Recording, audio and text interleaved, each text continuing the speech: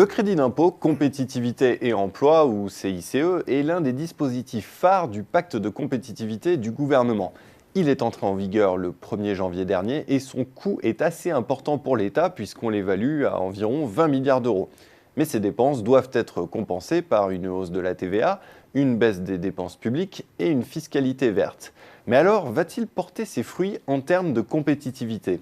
Olivier Passé, bonjour. Bonjour. Le CICE est un crédit d'impôt.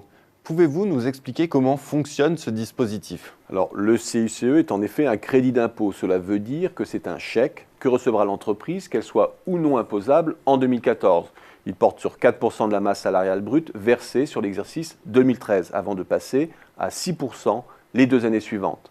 Il porte sur les salaires inférieurs à 2,5 fois le SMIC, soit 42 000 euros bruts par an, ce qui représente une baisse de 2 à 3% en moyenne des frais de personnel pour l'entreprise. Alors imaginons, je suis chef d'entreprise, je veux bénéficier du CICE. Comment est-ce que je le calcule concrètement ? Alors il faut faire le même calcul que celui qui sert à évaluer les charges patronales, c'est-à-dire qu'il faut prendre en compte le salaire brut, les primes, les indemnités et les avantages en nature. C'est la durée légale du travail plus les heures complémentaires et supplémentaires qui est retenue. Donc finalement, c'est un calcul qui reste assez simple. Jusque-là, mais ça se complique un peu par la suite. La majoration en termes de salaire de ces heures supplémentaires et complémentaires est-elle exclue du calcul ? Autrement dit, il faut multiplier le nombre de ces heures par le montant du salaire horaire de l'intéressé. Quant au temps partiel, un prorata est appliqué. Les entreprises vont donc devoir faire le calcul salarié par salarié. Oui, c'est pourquoi certains chefs d'entreprise dénoncent une lourdeur administrative supplémentaire. Alors certes, mais le CICE est un moindre mal. De toute façon, il n'existe pas de dispositif simple en matière fiscale. Une baisse directe des cotisations aurait été trop compliquée à mettre en place. Il aurait fallu des négociations longues et incertaines avec les partenaires sociaux. Et puis le calcul aurait été rendu encore plus compliqué en raison des précédentes baisses Fillon des cotisations patronales. D'ailleurs, notez que ces baisses sont toujours en place. Mais alors, dans les services comptabilité des entreprises, est-ce que cette surcharge de travail vaut vraiment la peine ? Oui, le CICE représente un vrai ballon d'oxygène en matière de trésorerie. Ces effets se feront sentir dès 2014 et peut-être même avant. Le CICE pourra être inscrit en effet dans les comptes de 2013 comme une créance sur l'État. Et les plus petites structures pourront même bénéficier de cette réduction dès 2013. Il leur suffit d'aller chercher leur chèque d'avance auprès de la nouvelle banque publique d'investissement. Ce chèque au plan comptable, comment est-ce que je l'impute ? Eh bien, prenons un compte de résultat. Le CICE ne se déduit pas des frais de personnel. Il n'a donc pas d'incidence directe sur l'excédent brut d'exploitation. On peut d'ailleurs le regretter car c'est en général la ligne comptable qui intéresse le plus les banquiers au moment de négocier un crédit. Le CICE doit être imputé tout en bas du compte de résultat sur l'impôt sur les bénéfices. Il impacte donc le résultat net.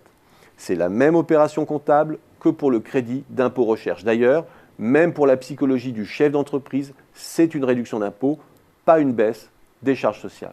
Alors vous êtes en train de formuler là une première critique contre le CICE. Comme rien n'est parfait, on peut imaginer que ce dispositif souffre d'autres faiblesses. Quelles sont-elles ?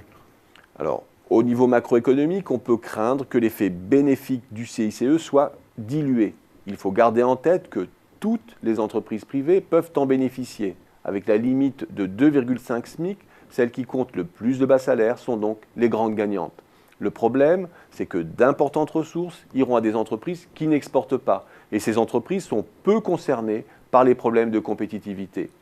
7 milliards vont être alloués aux services, 3,7 milliards au commerce et près de 2 milliards à la construction. Autant d'argent qui ne profite pas à l'industrie. Ce secteur qui souffre pourtant particulièrement du coût du travail ne récupérera que 4 milliards d'euros, 20% de l'enveloppe totale.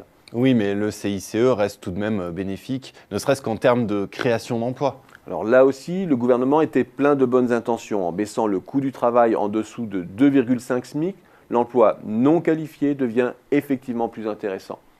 Mais le bol d'air du CICE doit stimuler l'investissement, la recherche, l'innovation. C'est en tout cas ce que veut le gouvernement pour que la France se dote de nouveaux avantages compétitifs.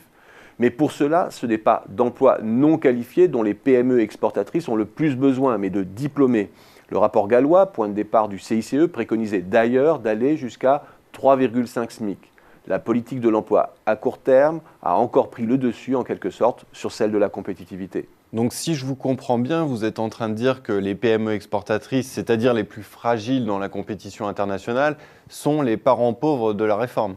Oui, elles le sont d'autant plus quand on regarde la ventilation des 20 milliards en fonction de la taille des entreprises. Une grande partie de l'enveloppe ira aux groupes ayant une masse salariale importante, ce qui inclut des multinationales du CAC 40, c'est-à-dire des groupes qui peuvent jouer l'optimisation fiscale et moins s'exposer aux contraintes du coût du travail en France. Et puis des sociétés qui ne payent pas d'impôts, comme Total, voire qui licencient, comme Sanofi, vont elles aussi toucher de l'argent. Oui, effectivement, de quoi choquer les patrons de PME. Oui, enfin, sans parler de l'opinion publique. Olivier Passé, merci pour ces explications. Merci.